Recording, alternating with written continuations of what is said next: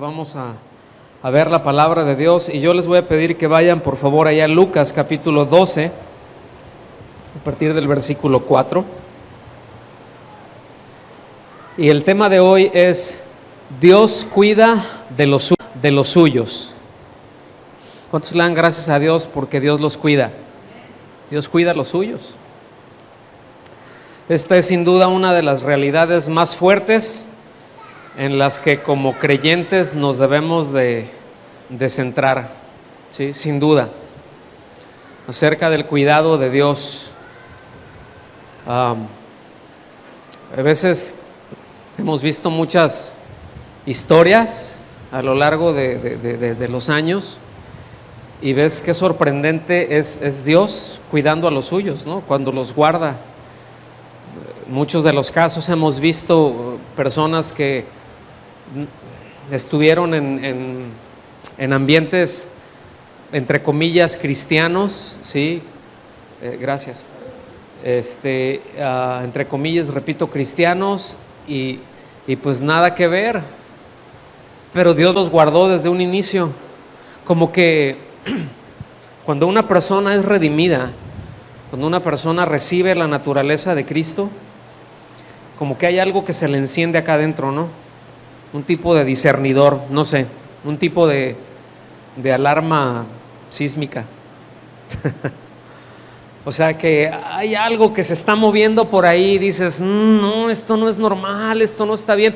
Aún, fíjense bien, cuando no hay un profundo conocimiento de la palabra, a veces es algo acá que uno dice, algo no está bien aquí, algo, no sé, o en cuántas situaciones, ¿verdad? A veces decisiones que uno va a tomar y ya las quiere tomar y dices, no estoy muy tranquilo con esta decisión y no sé qué es, y es Dios. Y con el tiempo vamos aprendiendo a discernir eso porque Dios nos va cuidando, ¿sí? En cada una de las decisiones. Y esto es algo muy importante que yo quisiera resaltar.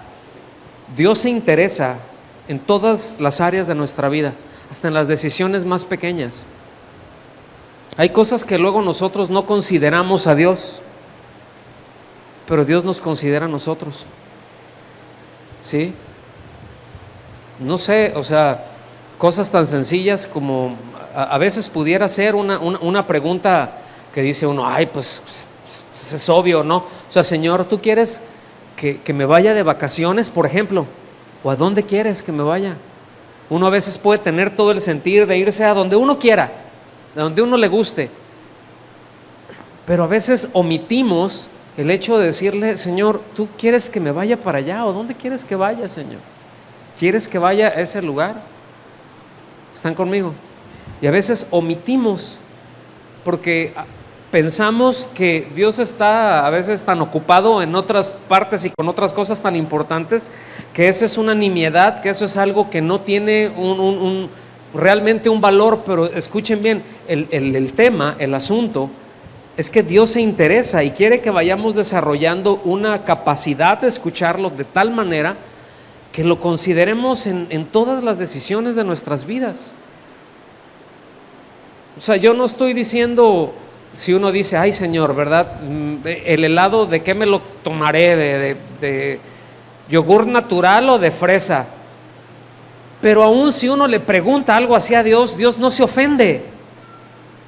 Y probablemente nos va a decir, pues, de lo que quieras. O a lo mejor va a decir, de ninguno de los dos porque están mal. Uno de chongos zamoranos. No sé, ¿verdad? Es un ejemplo. Pero es ir desarrollando eso con el Señor. Yo me siento, o nosotros nos sentimos muy bendecidos como familia del hecho de que Dios ha puesto gente alrededor así de nosotros, que nos ha enseñado el valor de las pequeñas decisiones y que de repente no hay respuesta de Dios, uno le dice y bueno, asumes, ¿verdad? O Dios te dice, pues dale, o sea, no pasa nada, no es trascendente, o está bien, o no, ahorita no sé si me explico. El punto es esto: Dios cuida de los suyos. Este es algo en donde nos debemos de centrar, ¿sí? Desde el inicio nosotros vemos, si fuéramos hasta Génesis, yo les quiero decir algo, el Evangelio no empieza en el Nuevo Testamento, El Evangelio empieza en Génesis 1:1. Dios creó los cielos y la tierra. En el principio Dios creó los cielos y la tierra. Ese es el principio del Evangelio, ese es el principio de las buenas noticias. Dios creador. ¿Cuántos le dan gracias a Dios por eso? Que es un Dios creador. Pero escuchen bien, a lo largo de todas las escrituras, sí es cierto, lo vemos a Él como Dios creador, pero lo vemos como un Dios sustentador también de su creación. Nosotros vemos la creación de Dios a lo largo de toda la Biblia, ¿verdad? Digo, todo este rollo del evolucionismo realmente es algo bien reciente. Comparado, o sea, con la historia de la humanidad, mis amados, es algo que tendrá 200 años, que empezó la idea por ahí, en 1800, a principios del siglo XIX, que se empezaron a cuajar algunas cosas. ¿Explico? Antes de eso, es creación. No había otra idea. Hasta que llegó una idea absurda como esa, pero que pueden decir, bueno, pues todo es producto de la casualidad, y el orden también es producto de la casualidad. Cuando se contrapone, cuando se contradicen aún con las mismas leyes de la física. ¿Me explico? Pero bueno, no es el tema. El punto es, vemos desde un inicio el cuidado que Dios tiene de su creación, como es un Dios, el Dios creador y el Dios que sustenta todas las cosas. En los Salmos habla y dice, tú abres tu mano, ¿verdad? Y bendices a tu creación, dice, de tu mano están esperando, es la versión Raúl habla hoy. O sea, tu creación espera que abras tu mano. Algo de lo que cantamos fue hace un momento, los ojos de todos esperan en ti. Cuando abres tu mano, derramas bendición. ¿Verdad? Los salmos dicen, abres tu mano y colmas de bendiciones, de beneficios a todo ser viviente. Ese es el Dios que tenemos. Ese es el Dios que adoramos. Yo quiero centrarlos en eso, mis amados. Si nosotros observáramos y meditamos en lo que nos dice el Salmo 19, no vamos a ir para allá, simplemente es que el Salmo 19 yo creo que sería tema de una serie completa, de varias enseñanzas, pero es precioso lo que alcanzamos a ver en el Salmo 19, ¿verdad? Dice que los cielos y el firmamento pues hablan de la gloria de Dios, ¿sí? Que hablan de su grandeza, hablan de ese perfecto orden. Esa es la palabra cosmos.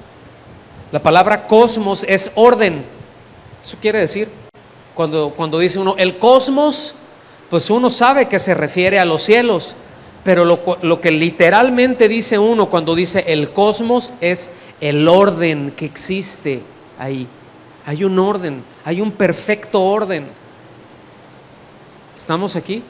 Hay un perfecto orden que se sustenta, que toda la creación como Dios la estableció, mis amados, la tierra no gira más rápido o más lento. De hecho, si nosotros nos vamos, una pregunta muy básica, está bien, fue el Big Bang y todo lo que ustedes quieran, ¿no? Y bueno, la física te dice que cuando un cuerpo golpea o empuja a otro cuerpo, produce un movimiento, ¿cierto? Pero si no lo está empujando, ese movimiento, ¿qué pasa? Pues se desvanece. Ok, entonces nada más con ese punto, para los que dicen que tienen cientos de miles de millones de años, ¿verdad? La explosión que hubo y no sé qué tanto asunto, ¿no? Pero ¿por qué la Tierra sigue tardándose alrededor de 24 horas en su movimiento de rotación? ¿Y por qué sigue tardándose alrededor de 365 días? Porque no es exactito. Hay unas pequeñas variaciones por ahí, que los mayas le fallaron, por ejemplo, en cuanto a eso y la circunferencia de la Tierra por 1 metro. Los perdonamos, ¿no? Por su falta de precisión. Pero desde entonces el movimiento de rotación, el movimiento de traslación sigue siendo la misma velocidad. El sol sigue estando a la misma distancia de la Tierra y la luna sigue estando a la misma distancia del sol y los planetas y todo, seguimos estando a la misma distancia en un perfecto orden. Si todo fue una explosión y todo fue así, ¿no habría caos? O, mire, no vamos a hacer algo con dinamita, pero agarre un cohete. Y ahora que el mes patrio y hoy 16 de septiembre, ajúa, ¿verdad? Vamos haciendo un experimento, no ahorita, pero de agarrar ¿qué les gustan? Unas 4 o 5 bolsas de sopa de letras, de esas letritas así, meterlas ahí en un bote y ponerles una paloma de esas tronadoras así y ponle mecha larga y ¡tas! Que reviente. A ver si en todo ese desparramadero que hace, si se forma una frase completa congruente, una oración completa de todas esas que se desparramaron. Eso nada más para probar por probabilidades, ¿sí? El hecho de que del caos se forma el orden. Pero bueno, seguimos avanzando. ¿Por qué les digo esto? Porque nosotros vemos cómo la forma en que empieza el Salmo 19 hablando de los cielos, ¿verdad? De la grandeza de los cielos, cómo esto lleva a meditar al salmista, al rey David, y después de ver los cielos empieza a meditar en su palabra, porque es su palabra la que nos dice que Él es el creador. Y empieza, dice, a meditar en su palabra al punto que al final Él remata todo diciendo, ay Señor, que sean agradables, ¿verdad?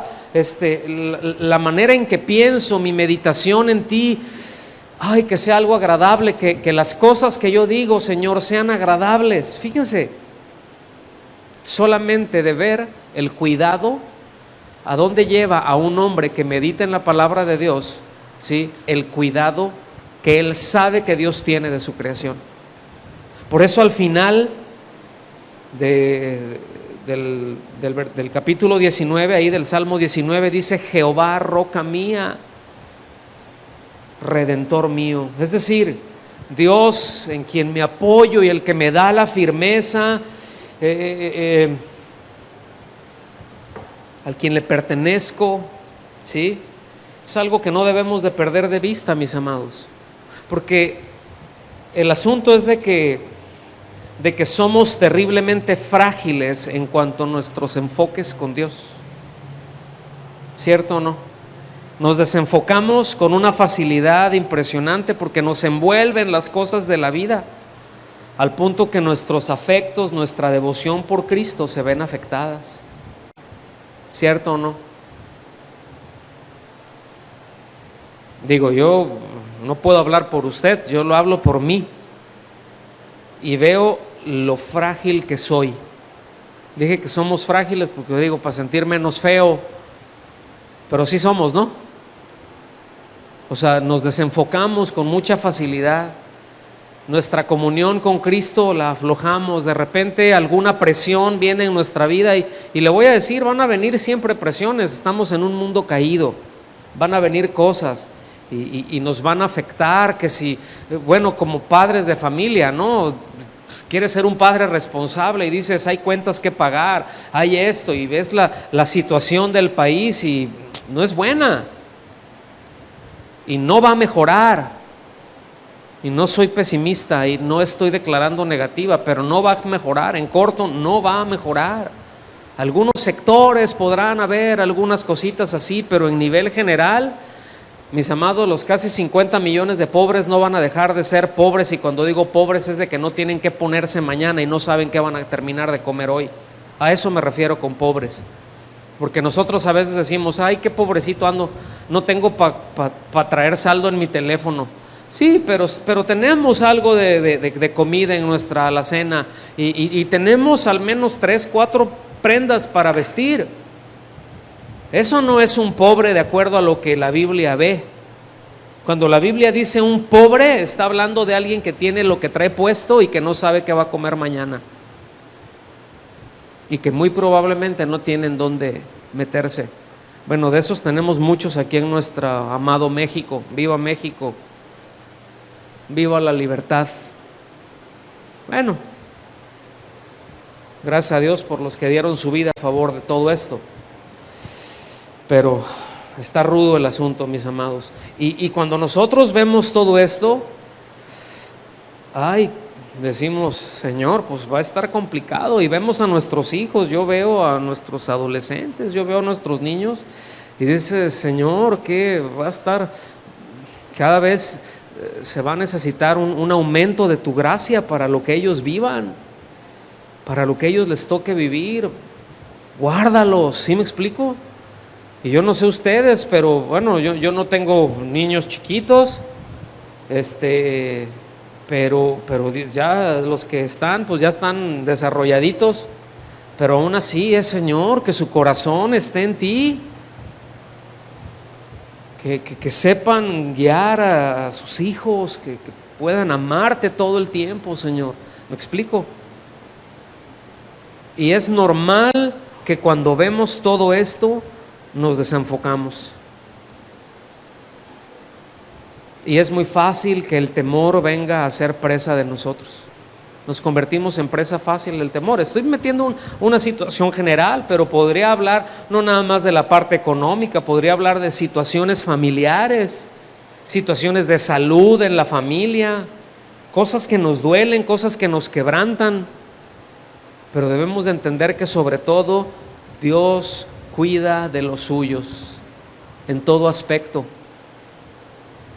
y que debemos de confiar en Él, que Él es digno de confianza. En lo material, sí, Señor, bueno, tu palabra dice que nada falta a los que te temen, y ese nada falta incluyen problemas, sí, que bueno, a lo mejor no voy a comer todo lo que quisiera comer o lo que me gustaría comer, y a lo mejor me voy a tener que apretar el cinturón, y a lo mejor 1 o 2 días, en el peor de los casos, no tendremos que comer, pero tú nos vas a sustentar. Y si no pasa nada, tú sigues siendo nuestro Dios. No sé si me doy a entender. Pero sí, o sea, independientemente, mis amados, de la circunstancia que nosotros estamos, Él sigue siendo digno y Él cuida de nosotros, y necesitamos entenderlo esto, que esto es en el plano eternidad. A veces nuestro enfoque es el aquí y el ahora, ¿cierto? Sí, pero ahorita. No, pero pues es ahorita cuando tengo que pagar la cuenta. No, pero si es que es ahorita cuando me duele el callo.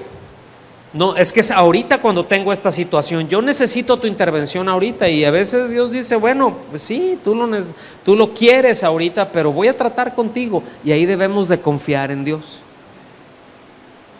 porque debemos de partir de este punto. Dios cuida de los suyos. ¿Está bien? Ahora, estos versículos que vamos a ver, el Señor Jesús mencionó 5 veces el temor. Así que nos está enseñando, ponga atención, que una de las causas básicas de la hipocresía en el hombre es el temor al hombre. Ese es el tema inmediato anterior que vimos, ¿sí? Hace un par de semanas ustedes recibieron una enseñanza con respecto a esto, a lo que es la hipocresía, ¿sí? Y el Señor aquí, Él vio a sus discípulos preocupados, ¿verdad? Por los fariseos, por la gente que llegaba y les metía presión, de modo que les advirtió a temer nada más a Dios y no a los hombres. De repente Él está hablando por acá y está disertando y está soltando, déjenme decirlo así, un bazucazo, ¿verdad? Un cañonazo con respecto a la hipocresía. Está dando algo impresionante. Y de repente es así como que Él se voltea con los discípulos y los empieza a advertir que no deben de tener temor de nadie más que de Dios, ¿verdad? Alguien dijo con mucha precisión, escuchen bien, si lo gustan anotar, se los puedo leer con más detenimiento. El temor de Dios es el temor que conquista a todos los demás temores. El temor de Dios es el temor que conquista a todos los demás temores.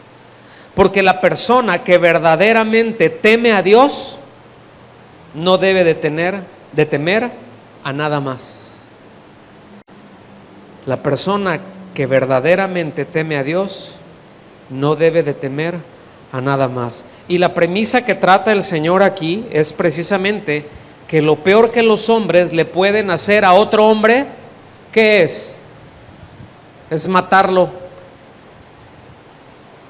En otras palabras, lo peor que el enemigo, un enemigo le puede hacer a otro es matarlo. Y a un discípulo le está diciendo, mira, lo peor que te puede pasar, en el peor de los casos, es que te mate. Pero no tiene poder para echar tu alma al infierno. Entonces tranquilo, el daño no es permanente. El enemigo no te puede dañar permanentemente, les está diciendo. Ahora, en esta reflexión, si el enemigo lo más rápido, ¿verdad? O lo que sea, lo más que puede hacer, si lo más poderoso que el enemigo puede hacer en cuanto a nosotros es quitarnos la vida, y ese quitarnos la vida nos manda con el Señor, ¿por qué creen ustedes que la iglesia en los 3 primeros siglos no tenía temor de morir? En lo que fue el imperio bizantino, todo lo que nosotros conocemos ahorita como Turquía, es donde más cristianos ha habido en todas las edades, ni en Palestina. En donde más cristianos ha habido es precisamente ahí. ¿Y saben en dónde eran las persecuciones más atroces y más duras, más violentas? Pues no era en Roma, no era en Jerusalén, era en lo que nosotros conocemos hoy, repito, como Turquía. Y ejecutaban a 10 y se levantaban 1000. Y todavía en una de las ciudades a donde se dirige una de las cartas de las 7 iglesias, ¿sí? Todavía en una de las ciudades, escuchen bien, una de las congregaciones que hoy en día existe tiene su raíz de hace 2000 años. O sea, muchas congregaciones vinieron y esa sigue. Y es una de las ciudades que se les conocía por fieles, a los cristianos fieles, generación tras generación tras generación. ¿Cuántas generaciones? Qué impresionante, ¿no? A mí me impresionó cuando yo vi el dato, dije, wow, Señor, wow. Entonces, Él nos menciona, estoy dando una introducción, Él nos menciona que Él es el juez final, Él es el que juzga por la eternidad, y es lógico entonces que nosotros pongamos el temor a Dios por sobre todo lo demás, ¿sí? Nos dice también, adelante, ya llegaremos ahí, que nuestro Dios nos conoce y nos cuida, que aún los cabellos de nuestra cabeza, pues algunos no batalla mucho, ¿verdad? Entonces, si lo vamos perdiendo el cabello, podemos decirle, Señor, mira, te doy menos lata. No, Él es lo mismo. Él lo sabe todo. Pero que Él cuida de su creación y pone aún a los pajarillos, los menciona como algo que nosotros llegamos a ver insignificante. Nosotros aquí es algo que disfrutamos de los gorriones, del trinar de los gorriones, las reuniones cuando las tenemos en las mañanas. A mí luego me han preguntado, me dicen, oye, ¿le meten algún efecto cuando están grabando? ¿Por qué? No, dice, o lo hacen así como en el mar, están frente al mar. Pues yo dije, bueno, sí, estamos aquí. No, pero la congregación, me han preguntado, ¿está enfrente del mar? Digo, no, ¿por qué? No, es que luego se oyen gaviotas y se oyen así como olas. Y yo digo, gaviotas, son gorriones que andan aquí, y las olas pues han de ser los aviones que pasan, ¿no? Pero qué bueno que se oye bonito. Qué bueno que no estorba, ¿no? Y luego un que otro acelerado que pasa en alguna moto o con un mofle roto, ¿no? También escuchamos de esos. Eso es parte de nuestros efectos especiales. Perros ladrando no hay que descartarlos, también se escuchan. Entonces fíjense, aquí estaba hablando los versículos que vienen antes de esto que el Señor va a decir. Pues los líderes religiosos estaban tratando de atorarlo a él, de que él cayera en una trampa, ¿verdad? Habían multitudes que se le estaban arremolinando, que se le estaban juntando. Pero escuchen bien, algo que a mí me fortalece mucho es que él no temía a sus enemigos, que él sabía quiénes eran, que él no temía a sus enemigos y tampoco se impresionaba por las multitudes. Oh, qué tremendo ministerio, mira cómo vamos. No, ahorita son a ver allá los discípulos, no, a los 12. No, ahorita vamos a hacer y ahorita vas a ver este tremendo movimiento que traemos. No se impresionaba, ¿sí?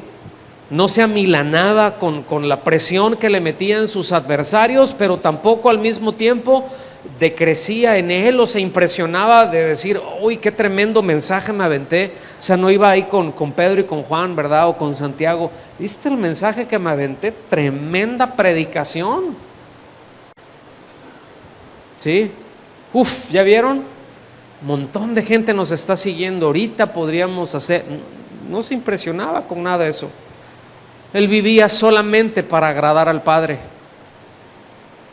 Su enfoque era solamente agradar al Padre. Y mis amados, tenemos tanto que aprender en este solo punto. Para mí se me hace yo digo, Señor, yo tengo tanto que aprender en eso. O sea, qué carácter tan admirable el tuyo. Qué carácter tan fuerte, tan formidable. Que ni tus enemigos de acá, situaciones, y eso le permitía estar y conducirse en una integridad impresionante que yo digo, Señor, estoy tan lejos de eso. Hay tanto que necesito construir en mi corazón y hay tantas burradas que uno comete a causa de eso, porque luego el temor nos gana. Ahorita voy a entrar un poquito más para allá. El tema es que cuando empezamos a temerle a la gente, entonces estamos en peligro de entrar en compromisos para agradarles y protegernos. Y esto lleva a la hipocresía. Agradarles y protegernos. Y yo con vergüenza tengo que decir que yo he caído en ese juego. Aquí, ahora sí que aleluya, aleluya, cada quien agarre la suya. Pero es cuando volteo y digo, ay Señor, y qué admirable eres. Pero escuchen bien, es ahí a donde Él nos quiere llevar. Esa es la medida, es la estatura, el varón perfecto, Cristo, el varón completo, que nada le falta. O sea, el hombre no es nada más para el hombre, es para la mujer también, pero Él es la medida, ¿sí? Vamos a los versículos 4 y 5, me voy a ir deteniendo en algunas de las frases. ¿Están listos? Déjenme, le doy un traguito aquí al agua.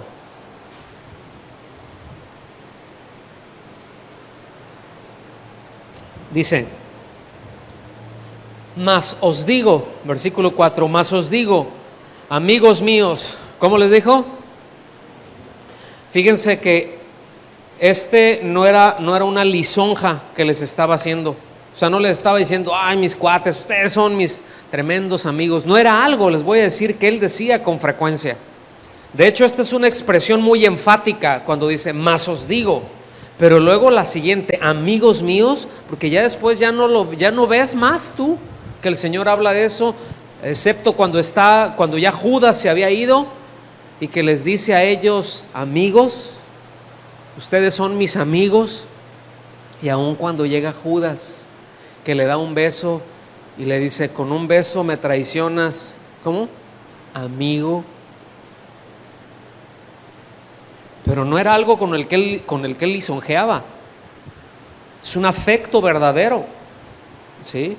Pero aquí está enfatizando esto, dice, mas os digo, amigos míos, escuchen bien, no temáis a los que matan el cuerpo, porque vieron, escuchen bien, Los discípulos estaban conscientes del poder político que tenían los fariseos y los escribas y la clase sacerdotal. O sea, ellos sabían, ellos veían lo corrompida que estaba la clase sacerdotal en Israel. Puestos se vendían. ¿Estamos aquí? O sea, estaba bien corrupto todo el asunto. Ellos sabían acerca de esto. Y pues dicen, oye, pues estos tienen las espadas, estos tienen esto, estos tienen lo otro, tienen un poder político impresionante. Y es fácil amedrentarse delante de eso cuando llegan y te dicen, hey, shh, ¿cierto o no? Es fácil así como que, ay, pues se pone uno a pensarla. Ay, ¿cómo le haré? Y dame gracias, Señor. Pero fíjense bien, ellos le dicen, no teman a los que matan el cuerpo. Dice, y después, nada más pueden hacer. ¿Sí? Y esto, escuchen bien, se los dice en una forma, en un humor irónico. Pero una realidad, como mencioné, algo que estaba tan presente, tan encarnada para la iglesia en los 3 primeros siglos, que ellos, por ejemplo, no consideraban su propia vida como la posesión más preciada. Sus posesiones era lo primero de lo que los despojaban. Entonces, por eso, yo en algunas ocasiones les he dicho, en algunas partes a los cristianos les conocían o les llamaban imbéciles, porque no tenían afecto a las cosas de este mundo, no estaban apegados a nada de este mundo. Pues te voy a quitar tus cosas, pues quítamelas, o sea, no necesito todo eso para vivir. No tenían un apego, no quiere decir que no dolía, no quiere decir que no sentían feo. Cuando los despojaban, por supuesto, y cuando los martirizaban, pues peor. Pero ellos no veían en las posesiones, y repito, ni aún en su vida misma, la posesión más preciada que ellos tuvieran, pero ellos tenían la esperanza en la gloria de Cristo. Ellos estaban esperando la glorificación, ellos estaban esperando ir y encontrarse con su Señor. ¿Qué hay de nosotros? ¿Qué hay de la iglesia hoy en día con eso? ¿Qué tanto moldea eso nuestra conducta? ¿Qué hay de nosotros? ¿Qué hay de esta congregación? De usted que nos está escuchando, ¿qué hay de esto? ¿Qué es lo que más anhelamos? Ellos anhelaban estar con el Señor, ¿sí? Y aquí dejen claro a sus discípulos precisamente que sus enemigos no podían hacerles un mayor daño que despacharlos con Él. Vean, ahora sí que, vean el enfoque, vean la manera de caminar, pero escuchen bien, todo esto ¿en qué se fundamentaba? Para que ellos estuvieran confiados, que su temor fuera en Dios, ¿sí? Por eso, mis amados, Dios siempre, siempre, siempre debe de ser el objeto de nuestro temor. Y en verdad necesitamos crecer en ello, empezando por mí, pero necesitamos crecer en el temor de Dios. Necesitamos crecer en el temor de Dios. Necesitamos enseñarle a nuestros hijos desde niños el temor de Dios. Necesitamos enseñarles a conducirse bien. Ya vamos a hablar, repito, vamos a hacer una serie pronto. No sé qué tan larga va a ser, pero vamos a hablar acerca de eso. Dios está moviéndonos hacia todo esto, pero necesitamos crecer en el temor de Dios. En lo individual, como congregación, o sea, pongámonos a pensar cómo cambiaría nuestras vidas, cómo cambiaría nuestra vida congregacional si creciéramos en el temor de Dios. ¿Lo ven? Porque a veces se dan kilos de 800 gramos por falta de temor de Dios, así de sencillo. Errores, pecados que uno comete por falta de temor de Dios, porque Él es el Dios de la gracia. Y nos confundimos en eso y nos enredamos. Entonces, ¿cuál es la naturaleza de ese temor? Es decir, ¿en qué consiste ese temor de Dios? Sí, podemos dar respuestas bíblicas muy acertadas. Podemos decir, bueno, el principio de la sabiduría es el temor a Jehová. Sí, pero ¿cuál es la naturaleza misma de ese temor? ¿De qué se trata? ¿Cómo está formado? ¿Sí? ¿Y qué es ese temor? Pues esa naturaleza precisamente equivale a tener reverencia ante la majestad y la santidad de Dios. Reverencia ante la majestad y la santidad de Dios. Y yo no estoy hablando de ser lúgubre. ¿Sí se entiende la palabra lúgubre? Todo acá, que no me muevo y así. O sea, no quiero decir solamente ceremonioso, sino así, no te rías porque Dios, no. Yo no estoy hablando de eso. Si precisamente la Escritura nos dice que esa santidad y esa majestad, ese es el gozo de nuestra salvación, que de ahí emana todo lo que de Dios viene. Y muchas veces nos perdemos del gozo de Dios porque no vivimos en el temor de Dios. Mis amados, yo sé lo que les estoy diciendo. ¿Sí? En nuestros días se ha hecho una costumbre dirigirse a Dios como si fuera un cuate, mi camarada, mi compa, un compinche. ¿Sí? Es así como mi compadre, con una ligereza, con una liviandad, ¿verdad? Y seguramente esa no era la actitud que nosotros vemos, por ejemplo, con el profeta Isaías cuando tuvo la visión del Señor, cuando se encontró con él. Nosotros vemos allá en Isaías capítulo 6, que dice que él se encontró al Señor sentado en un trono alto y sublime. O sea, el año que murió el rey Usías, vi yo al Señor sentado en un trono alto y sublime. Y empieza a describirlo. Ajá. O sea, él ya le había profetizado y había dicho muchas cosas, y sí, profeta a las naciones, y tremendo el profeta Isaías. Pero estaba su vista centrada todavía en el hombre, fíjense bien, en el rey Usías, que fue un buen rey, de los mejores que ha tenido Israel. Y él así decía como que, pues esto es el que nos mete, nos saca las batallas, ahí está, gracias Señor por él. Pero escuchen bien, el Señor le dijo, no, mijito, estás poniendo, por eso es tan enfático, el año que murió el rey Usías, dice, vi yo al Señor sentado en un trono alto y sublime, ¿sí? Y después cuando él ve todo, ustedes véanlos ahí en el capítulo 6 de Isaías.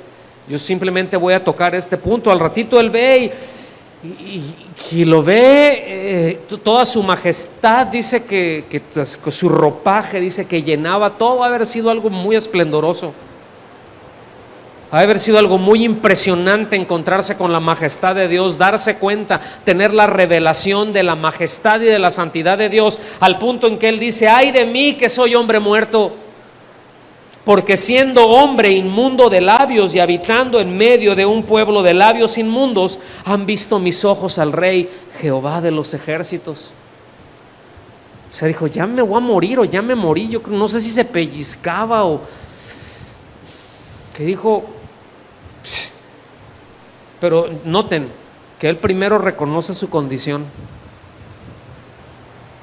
Dice, yo vi al Señor y yo, siendo yo, inmundo de labios y habitando en medio de un pueblo de labios inmundo. O sea, ahora sí que empezando por mí, pero toda esta raza también, todo este pueblo, ¿sí? El pueblo de Dios, aleluya. O sea, y una pregunta, cuando habla de cuando hay labios inmundos, ¿por qué los labios son inmundos? A ver, pregunta teológica de examen. Porque de la abundancia del corazón habla la boca. Es un eufemismo, mis amados, para decir, porque teniendo yo un corazón de porquería.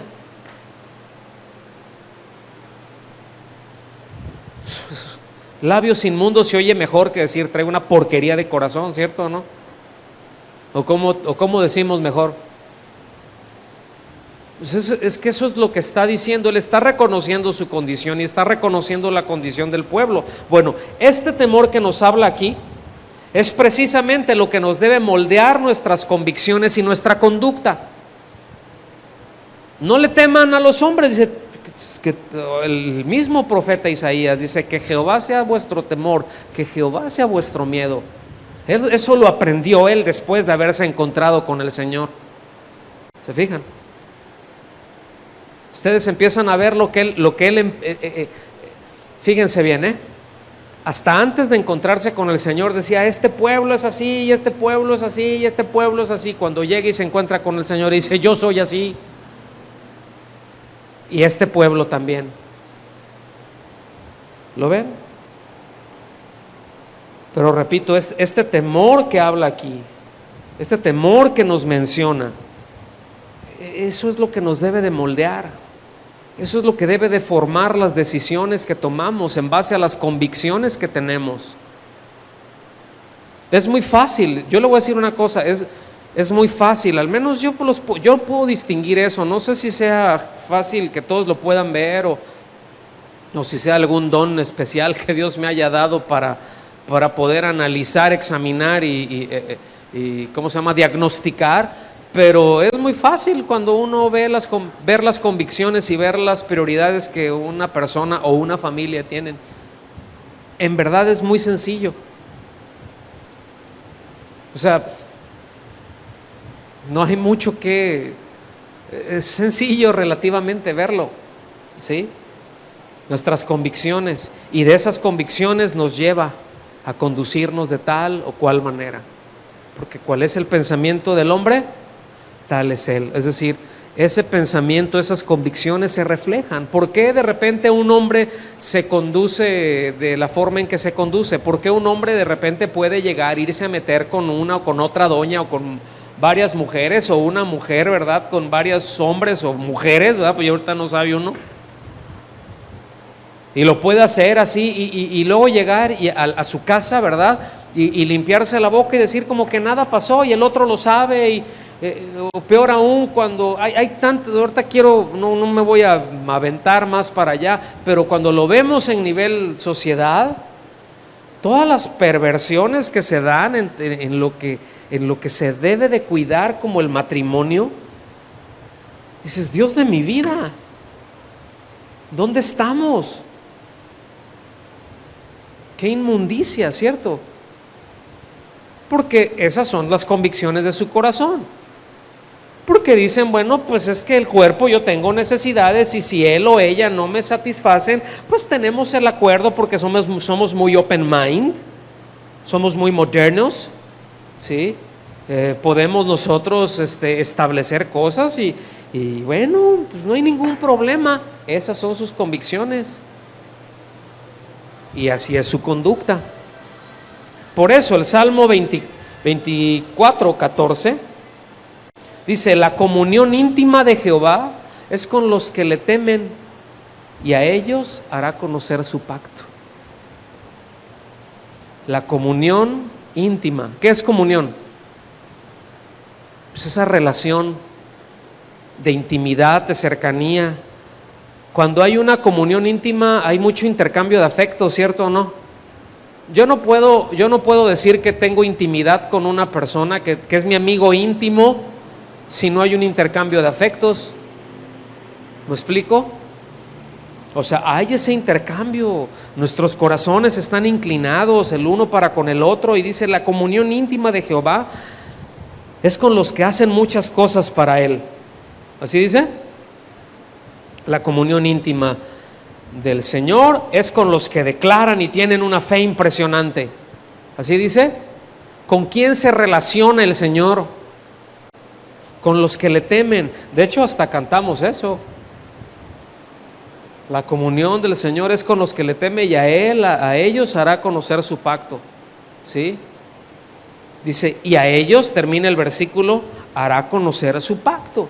¿A quiénes? A los que le temen, con quienes tiene comunión íntima. Es decir, cuando habla de pacto, a ellos les va a revelar su palabra, a ellos les va a decir lo que Él piensa, a ellos les va a decir lo que Él siente. Hace unos días, un par de semanas más o menos, que estuvimos sirviendo a los jóvenes de allá de algunas casas de oración allá en el estado de California. Tratábamos uno de los temas y les traje una anécdota que no voy a mencionar su nombre, pero que un director de alabanza estuvo compartiendo en unas reuniones que tuvimos hace muchos años y que fueron de mucha bendición para mí, la verdad. Me ayudaron a crecer mucho. Y cuenta este hermano que estaban en una reunión y que bueno, él ya iba él toca, pues no sé cuántas cosas toca, pero toca el piano y canta impresionante.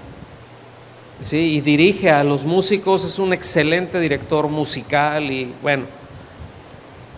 Y dice que bueno, él ya estaba ahí preparando todo y que iba a preparar un cambio de canto, porque estaban ministrando, estaba la iglesia, ahí era un tiempo de exaltación y que él ya se estaba preparando, estaba haciendo los movimientos para hacer un cambio de canto. Y luego se le acerca el hermano que estaba ministrando y le dijo: fulanito, no, tranquilo, sigue con ese que está, sigue dándole vueltas a eso. No toquen otra cosa más. Y dice que lo que ellos estaban tocando era algo muy básico, era algo muy sencillo. O sea, él tenía la intención de aventar algo así como que más coral, más majestuoso, porque el momento lo ameritaba. Entonces que dijo: no, bueno, pues está bien. Y que terminó la reunión y fueron a la casa de uno de los hermanos ahí, estuvieron cenando, compartiendo y todo eso. Dice que él traía esa duda y que se acercó con este hermano que estaba ministrando y le dijo: oiga, si me quiere contestar está bien, pero es curiosidad nada más. ¿Por qué me dijo que no cambiara de canto, sino nos seguimos todavía quién sabe cuánto tiempo más con ese mismo y dándole vueltas y vueltas y vueltas? Y que se volteó este otro hermano de más años y que le dijo: porque esa le gusta a Dios, lo otro que ibas a cantar no le gusta. Sas, mano. Y yo me quedo, digo: ups, ¿cuántos cantos que vamos a meter? A veces ni siquiera considero si le gustan, o no he considerado si le gustan a Dios o no, pero me gustan a mí, se me hacen preciosos. Esa es una de las razones por las cuales muchos cantos los dejamos de cantar. Así a lo largo de varios años, determinada gente que yo empecé a ver que su inclinación, y no es el tema, ¿no?, pero era más bien hacer negocio y todo otro asunto, no era la exaltación del Señor. Yo dije: no, esto no está bien. Y se oye muy bien, ¿no? Si me pone la carne de gallina, ¿cómo no? Dijeran algunos: oh, se siente el espíritu. O sea, a que te erice la piel es sentir el espíritu, ¿no? Pues hay que te den una cajita de toques también para que sientes el espíritu, ¿no? Ya saben de cuáles cajitas, no sé, que la agarran y le dan vueltas, ¿no? Ahí, y órale, a ver, para que sientas al espíritu. Entonces, mis amados, estos que teman al Señor son aquellos que por su gracia han aprendido, ¿verdad?, a dar a Dios esa reverencia, pero de una manera amorosa, de una manera sumisa. ¿Sí me explico? O sea, sí existe ese elemento de ay, pues eres Dios y tienes el poder de echar mi alma o de echar al infierno al que sea. Tú tienes el poder de hacerlo. Pero no es ese miedo lo que me mueve a acercarme a ti, sino es el entendimiento de lo que tú has hecho por mí, lo que me quiebra. ¿Cómo es posible que me ames? Yo no sé ustedes, a mí esa es así como que, ¿cómo es posible que me ames, Dios? Necesitas ser muy bueno para hacerlo y tener mucha gracia, porque que yo me caigo gordo muchas veces, como usted comprenderá. ¿Lo alcanzan a ver? Entonces entramos en esa reverencia, repito, de una manera amorosa, sumisa para con Él, ¿verdad? Este temor y reverencia se necesitan y no significa vivir todos alarmados, todos paniqueados. No significa eso. Eso debe de tenerse en cuenta, que debe de haber una confianza, porque Dios no solamente, como hemos dicho, es majestuoso, absolutamente santo, perfectamente justo, pero mis amados, también nos ama, nos cuida, y si alguien consciente de nuestras debilidades es Él. Si alguien sabe el fin desde el principio y el principio desde el fin, es Él. ¿Sí lo ven? Pero necesitamos crecer en el temor de Dios, ¿a poco no? Entonces, hay una pregunta que hace a continuación que lleva a eso precisamente, que lleva a meditar en el cuidado que Dios tiene en primer lugar por su creación, y que Él se manifiesta también como un sustentador, pero más allá de eso, el cuidado que Él tiene de los suyos, escuchen bien, de sus discípulos. Ahora, no se puede ser discípulo de Jesús si Él no nos gobierna, ¿cierto? Alguien que Cristo no lo gobierna, pues no puede ser discípulo de Él, porque no va a ser, no le va a obedecer, no va a hacer lo que Él dice. Entonces no podemos ser discípulos de Jesús si Él no nos gobierna. Escuchen, y no nos puede gobernar si no nos ha salvado, si no nos ha redimido, si no nos ha comprado, si no hemos experimentado su salvación. Pues ¿cómo? Así que hagan sus matemáticas a partir de ahí. Versículos 6 y 7, vámonos yendo recio. Hace una pregunta y tiene un sentido, miren, ahorita lo vamos a ver. Dice, ¿no se venden 5 pajarillos por 2 cuartos? ¿Alguien ha leído eso y dice, ¿y eso qué? Bueno, ¿qué quiere decir esto? ¿Sí? Cuando dice, no se venden 5 pajarillos por 2 cuartos, es aproximadamente, los cuartos un cuarto era una monedita, sí, que era aproximadamente como la 16ª parte de un denario. Un denario se conocía como que era el salario de un jornalero, sí, el salario de un día. Entonces, fíjense bien, por una tercera parte del salario de un jornalero podían comprar 5 pajarillos. Ahora, esos 5 pajarillos, lo vamos a ver, pero tenían un uso, eran para comerse, no eran para ponerse que cantaran bonito en casa. Entonces, con una tercera parte, habían 5 pajarillos que podían ser comidos por la familia. Ahorita voy para allá. Dice, no se venden 5 pajarillos por 2 cuartos. Dice, con todo, ni uno de ellos está olvidado delante de Dios. Pues bien poquito, era bien poquito lo que valían, pero era carnita. Y acostumbraban a desplumarlos, ¿sí? Y asarlos, meterlos así en las hornillas, ponerlos ahí, y así, vámonos. Y en algunas partes, de hecho, todavía se acostumbra a eso. Hemos estado en algunas partes en la sierra, por ejemplo, de Oaxaca, que pues se comen lo que hay. Y los chiquillos son buenos con la resortera para tumbar pájaros. Y no los tumban para decir por maldad, los tumban para comerlos. Y salen al campo muchas veces ellos y tumban 2, 3 pajaritos, y ahí en el campo hacen su lumbrita, ahí los limpian, los asan así, muy, muy rústico, y así se los comen. Y tuvieron una ración de proteína para un par de días. ¿Cómo la ve? O sea, está hablando de un cuidado, de un alimento. Os digo, el alimento es algo muy básico, ¿cierto o no? Te está hablando de eso, del cuidado más básico que se tiene. Entonces dice, con todo, ni uno de ellos está olvidado de Dios. O sea, ni siquiera lo más insignificante de las criaturas de Dios está fuera de la esfera de su amoroso cuidado. ¿Sí? Dice, pues aún los cabellos de vuestra cabeza están todos contados. Y ahí dice todavía, no temáis, y esta es una conclusión, no temáis pues. Dice, más valéis vosotros, digan conmigo, más valéis vosotros. Oh, dices, ¿cuánto valgo? Soy muy valioso. Ahorita vamos para allá. Más valéis vosotros que muchos pajarillos. ¿Sí? Aquí esta expresión de muchos pajarillos Hay algunos traductores que afirman que la expresión más literal del Señor fue que una bandada de pajarillos. ¿Alguien ha visto una bandada de pájaros de repente?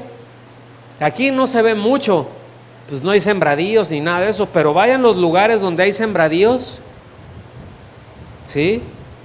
Usted anda ahí en Sinaloa, en Sonora, y de repente ahí están, ¿verdad? Negrea, o sea, se levantan, yo no sé si son cientos de miles, pero así de que y se mueven y llegan a ser una plaga, en verdad, en algún momento de las cosechas, pero es una cantidad impresionante.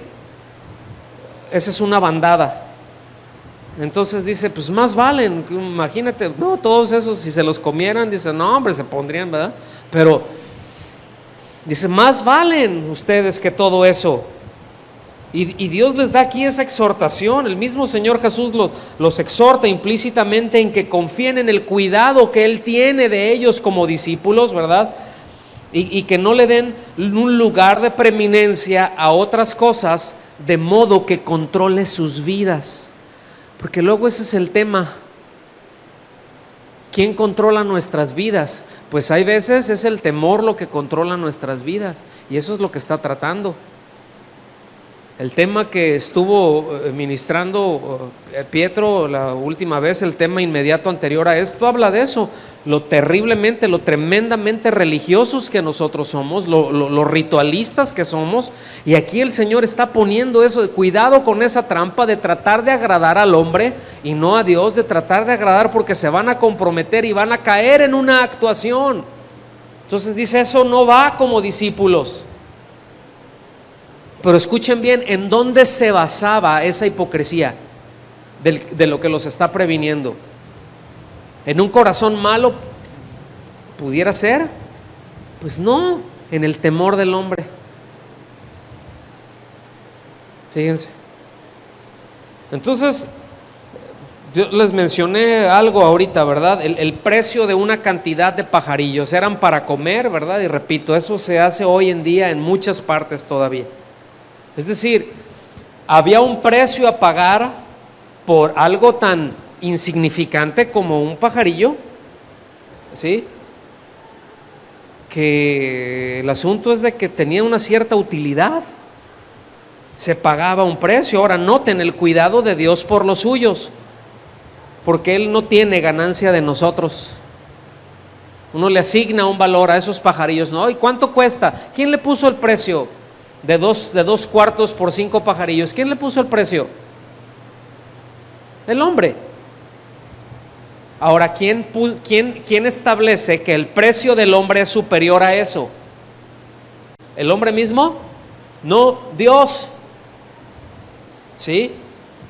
El asunto es de que nosotros podemos redimir algunos pajarillos, comprar algunos pajarillos porque tenemos algún beneficio de ellos. Pero la pregunta es, ¿cuál es el beneficio que Dios obtiene por redimirnos a nosotros? ¿Qué beneficio obtiene? Porque en términos económicos, de acuerdo a la sabiduría de este mundo, Dios hace un pésimo negocio. Esa es la verdad. En términos del pensamiento de economía, finanzas y así fuera, es un pésimo negocio lo que Dios hace, porque da lo mejor para rescatar a lo peor. O sea, paga con lo que más valor tiene en todo el universo para rescatar a una masa podrida, a una masa corrupta. ¿Qué beneficio tiene? Pues solamente que se pueda decir cuán grande eres, cuán grande es tu amor, y que Él pueda tener entonces la supremacía en todos, porque Dios es amor. ¿Están viendo? En eso lleva su gloria. Pero repito, en términos económicos es un pésimo negocio. ¿Sí? No nos rescata porque Él obtenga algún beneficio de nosotros, porque tenga alguna utilidad o porque de alguna manera Él satisfaga alguna necesidad, sino es un acto de amor, da, punto. Pero Él no satisface ninguna necesidad que Él tiene. Dios no se siente solo en el universo como para decir, voy a rescatar al hombre porque como dijo aquel perdón por la palabra que voy a decir, aquel tarado, que es una tara, ¿verdad? Para ponerse a cantar, que Dios dijo, diciéndole al hombre: sin ti me muero, no sé qué haría sin ti me muero, sin ti me desespero. Digo, tarado es lo más sano que puedo decir de un tipo que canta de esa manera. ¿Están de acuerdo conmigo? Porque Dios no satisface ninguna necesidad con nosotros. No está así como que, ay, ¿ahora qué voy a hacer? Y ay, ya me salieron malos estos. ¿Saben qué puede hacer Dios? Y si lo hiciera, ¿saben que estaría bien? De agarrar y exterminar toda su creación y decir: voy a hacer otra. Así como están ya todos ahorita, ya estuvo. Porque a lo largo de los años, a lo largo de la humanidad, yo creo que hemos hecho los hombres, los seres humanos, lo suficiente como para que nos chamusque, así que nos evaporice, ¿cierto o no? Digo, imagínense, ya hay materiales, ya hay explosivos que el hombre ha inventado que son capaces de evaporizar una barra de hierro. Tan fuerte es, lo evaporiza, o sea, lo convierte en gas. ¿Cuál es el poder que tendrá Dios?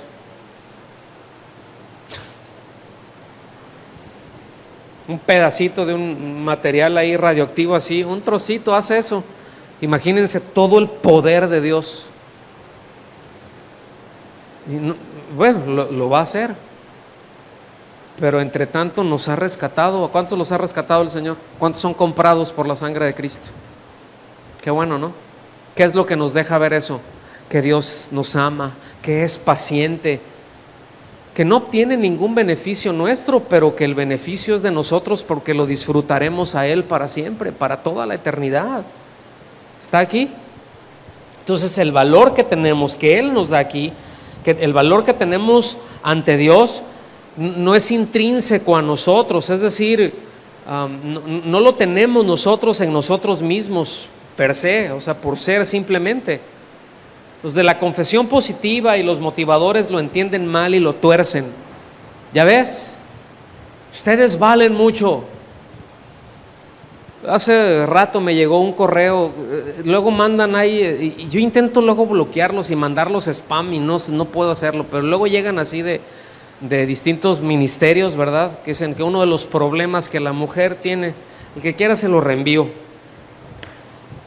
pero que uno de los problemas que se lo reenvío al ratito porque no tardo un ratito más en borrarlo, de la mujer hoy en día es su baja autoestima. Como tiene una estima de sí misma muy baja, por eso tienen tantos problemas. Imagínate, son cristianos, entre comillas, quienes dicen esto. No. Ese valor que nosotros tenemos es asignado por Dios.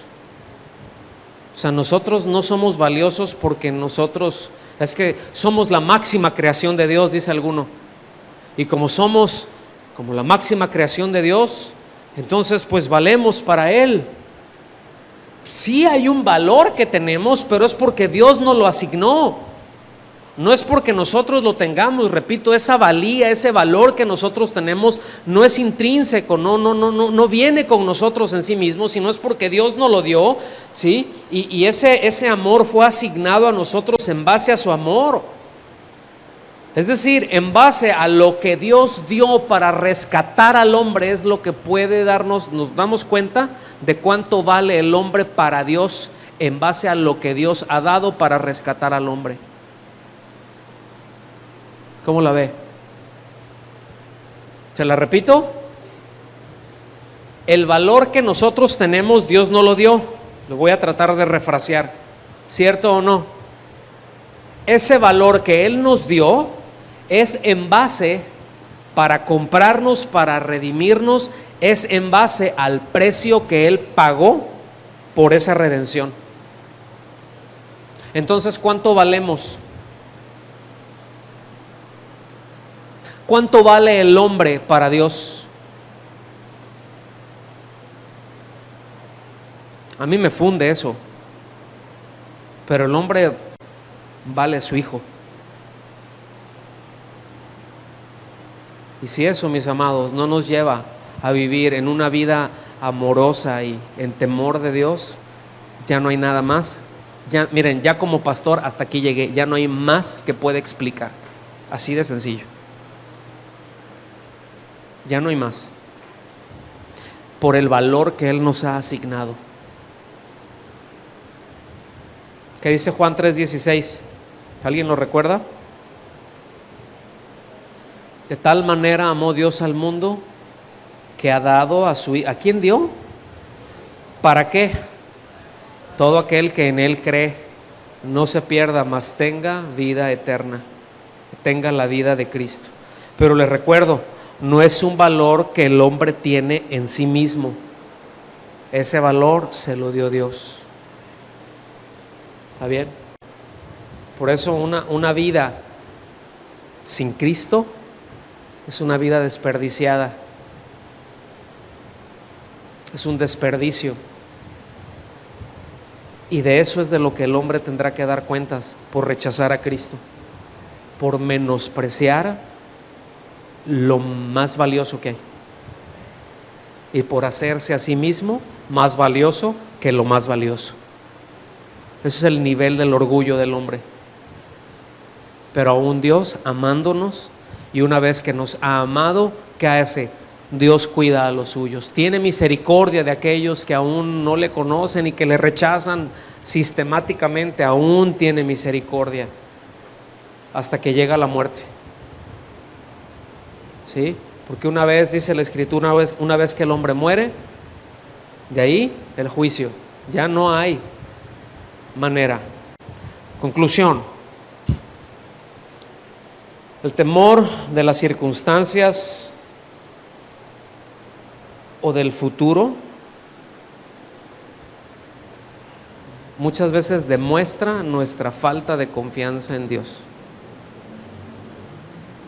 Es una manera muy práctica, ¿cierto? Hay un cantito muy viejo, bueno, no sé cuántos años tenga, pero yo me acuerdo desde que era adolescente: no hace mucho y no hagan ¿sí? Porque los que hacen yo ya llegué, pero ustedes no. ¿Ok? Pero decía, se cantaban los domingos de resurrección. Decía: porque vive Él, puedo vivir el mañana. Porque vive Él, no hay temor. Porque yo sé que en sus manos tiene el futuro. Con Él la vida vale la pena vivir. ¿Sí? Y ya Dios envió a su Hijo, etcétera. Pero porque Él vive, no hay temor. Sí, hay cosas que, y yo no estoy diciendo de que no nos de repente desconcertemos por algunas cosas que vienen y nos golpean. No es cierto. ¿Sí me explico? Pero es que ajustemos rápido y que nuestra confianza sea puesta en Él. ¿Estamos bien? Por último, la lección principal es esta, y vayan buscando en Romanos 8, capítulo 8, versículo 31, porque ya este es final. Esta es la lección principal de todo esto que hablamos, de esta hora pasada que hemos hablado. Esta es donde se centra lo que el Señor nos quiere enseñar.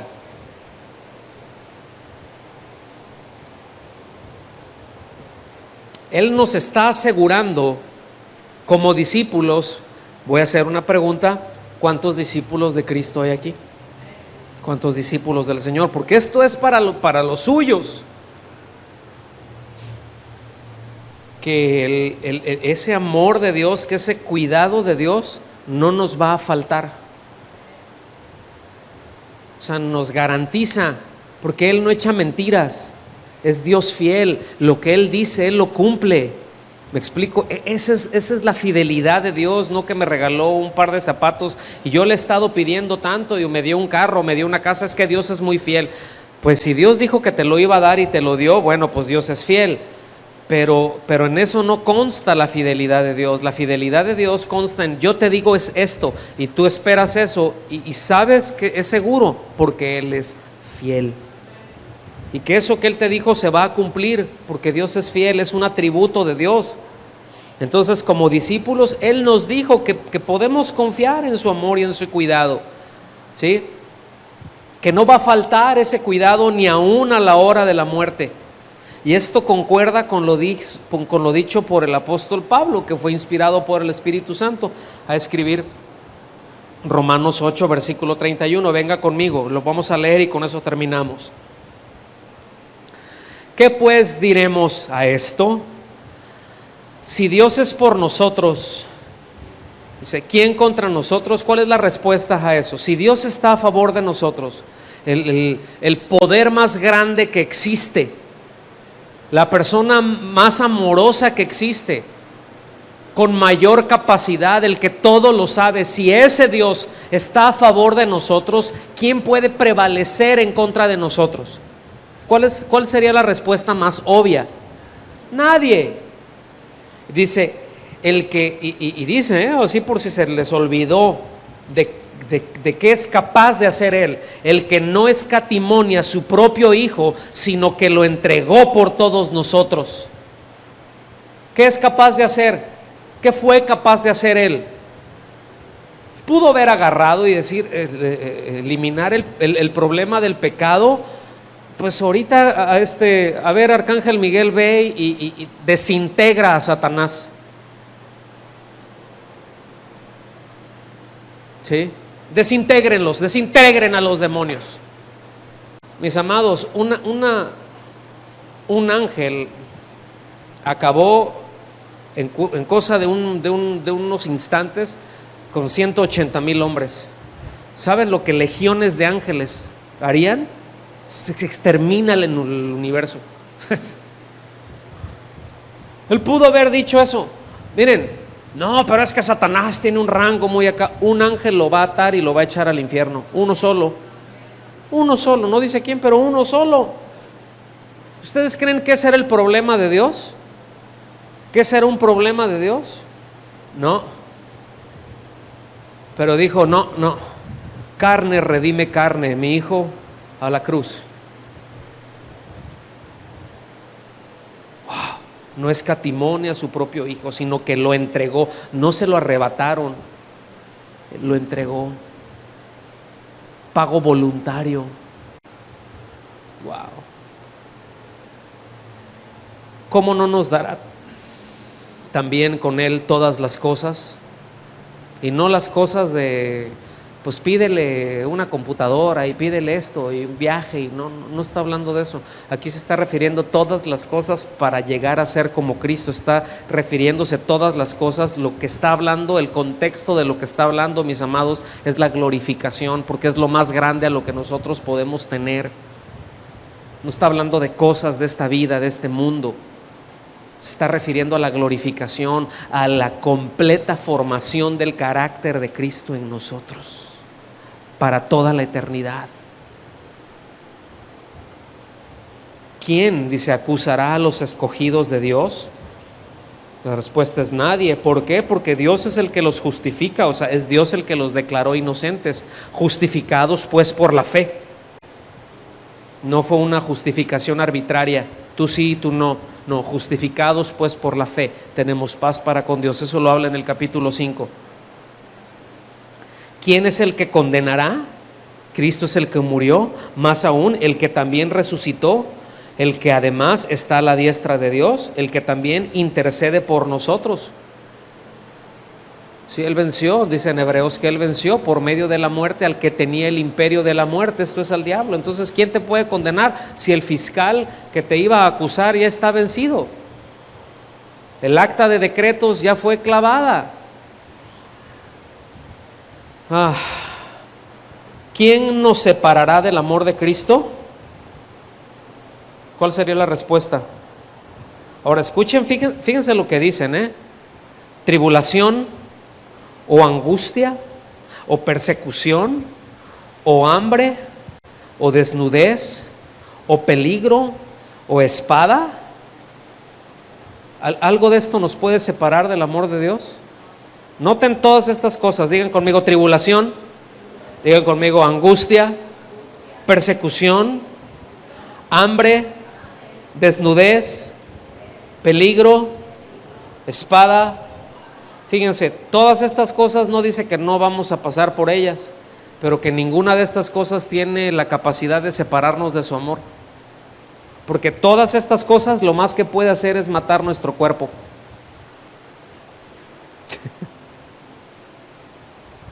No dice que no vamos a pasar por esto. Dice, como está escrito, por causa de ti somos muertos todo el tiempo, somos contados como ovejas de matadero. Pero escuchen el versículo 37.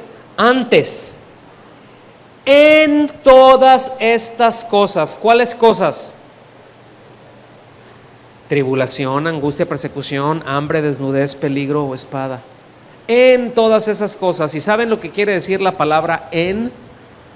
En el griego también se escribe en, y quiere decir dentro o inmerso, sumergido en medio de eso. Entonces se lee así: antes, aun cuando estás metido en cualquiera de estas cosas, somos más que vencedores por medio de aquel que nos amó. No está diciendo que somos más que vencedores porque no pasamos por esas cosas, sino que aun cuando estamos pasando por esas, tenemos la victoria asegurada. ¿Cuál es la victoria? Dice, nuestra fe, esa es la victoria que vence, eso es lo que vence al mundo, nuestra fe, ese es el premio. Hemos puesto nuestra confianza en Él, y ¿qué es lo que el Señor ha hecho? Nos ha garantizado la glorificación. Somos más que vencedores aún en medio de estas cosas. Dice, por lo cual estoy seguro que ni la muerte, ni la vida, ni ángeles, ni principados, ni potestades, ni lo presente, ni lo porvenir, ni lo alto, ni lo profundo, ni ninguna otra cosa creada nos podrá. Nada de eso tiene la capacidad de separarnos del amor de Dios. ¿En dónde es el amor de Dios? ¿En dónde se expresa el amor de Dios? Que es en Cristo Jesús, es estar en Cristo, haber creído en Cristo, haber puesto su confianza en Cristo. Estar en Cristo no es estar en una congregación, no es pertenecer a una denominación o ser parte de un determinado movimiento. Estar en Cristo es haber sido redimido, lavado, comprado por la sangre de Jesús, como el pago por nuestros pecados, y punto. Eso es estar en Cristo. Es una de las frases favoritas del apóstol Pablo. Pues Dios cuida de los suyos. ¿Le podemos dar gracias a Dios por esto? ¿Usted qué piensa? ¿Por qué no nos ponemos de pie y le damos gracias un momento a Dios?